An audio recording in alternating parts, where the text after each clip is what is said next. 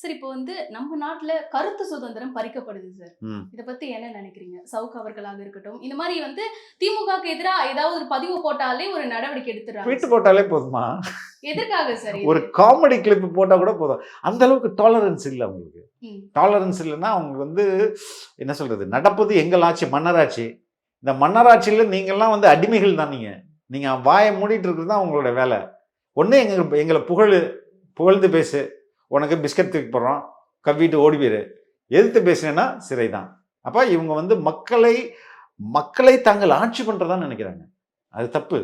மக்கள் தான் இவர்களுக்கு அந்த ஆட்சியை கொடுத்திருக்காங்க. ஆமா. என்னை சரியா வழி நடத்துன்றதுக்கு பதிலா. அது வழி நடத்துறத மறந்துட்டு, நம்ம தான் இவங்களுக்கு ராஜா. நம்ம தான் வந்து அரசர். இவங்கலாம் நமக்கு அடிமை. அப்படின்ற மனநிலை தான். இது பேசிக்கா சரியான புரிதல் இல்லாதது, மக்கள் மீது அக்கறை இல்லாம, காசு வெறி. இதெல்லாம் தான் அப்படி அவங்கள செயல்பட வைக்குது.